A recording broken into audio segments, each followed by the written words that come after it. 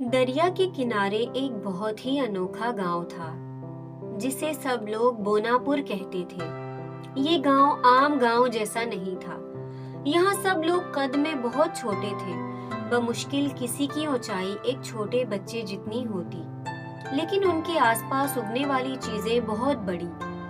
گاؤں میں اگنے والے ساگ، پالک، آلو، ٹماٹر سب کے قد گاؤں والوں سے کئی گنا بڑے تھے۔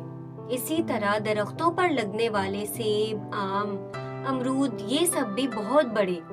کبھی کبھی تو بونا گاؤں کی عورتیں ایک ہی بڑے سیب سے پورے گھرانے کا ناشتہ کر لیتی تھی۔ یہاں کے لوگ چھوٹے قد کے تھے مگر دل کے بہت بڑے اور محبت کرنے والے۔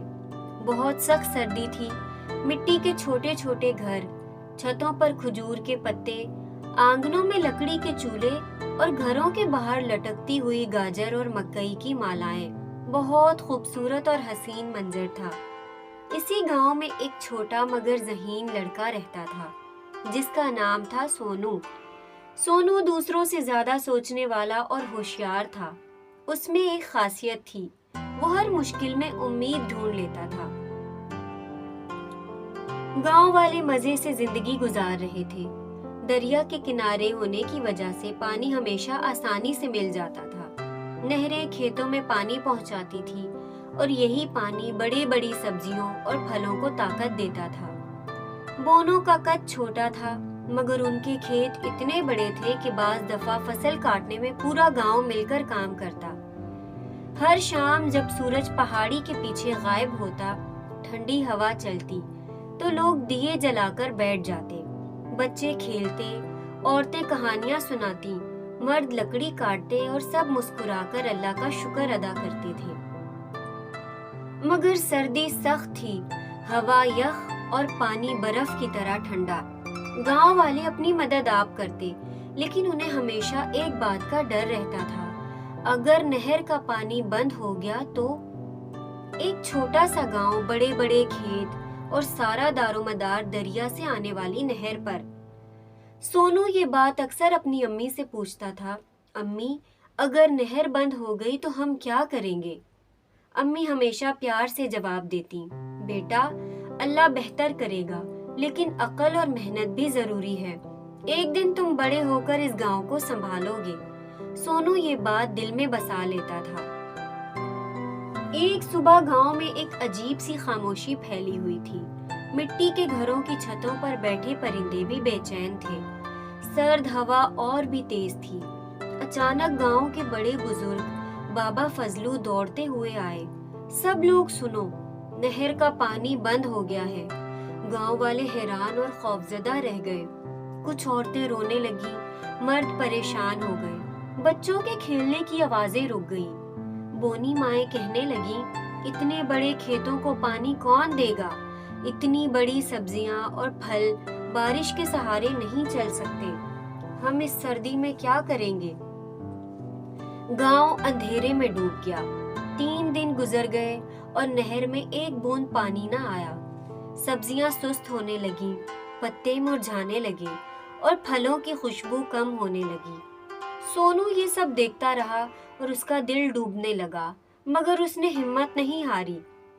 چوتھے دن سونو نے بابا فضلو کو کہا، بابا ہم ایسے بیٹھے رہے تو صرف نقصان دیکھ سکتے ہیں، ہمیں پتہ لگانا چاہیے کہ نہر بند کیوں ہوئی۔ بابا نے حیرت سے پوچھا، بیٹا ہم بونے لوگ اتنی دور کیسے جا سکتے ہیں؟ ہم چھوٹے ہیں بابا، لیکن عقل تو چھوٹی نہیں، سونو نے ہمت سے کہا۔ سونو کے ساتھ 5 گاؤں والے روانہ ہوئے۔ چھوٹے چھوٹے قدم، لمبا راستہ، سرد ہوا، برف جیسی ٹھنڈی گھاس، لیکن سب چلتے رہے۔ آخر کار وہ جگہ آئی جہاں سے نہر بند تھی۔ نہر کے دہانے پر بڑے بڑے پتھر لڑک کر گرے ہوئے تھے۔ شاید سردیوں میں پہاڑ کا کوئی ٹکڑا ٹوٹ کر گرا تھا جس نے پانی کو روک دیا۔ یہ تو بہت بڑے پتھر ہیں، ہم کیسے ہٹائیں گے؟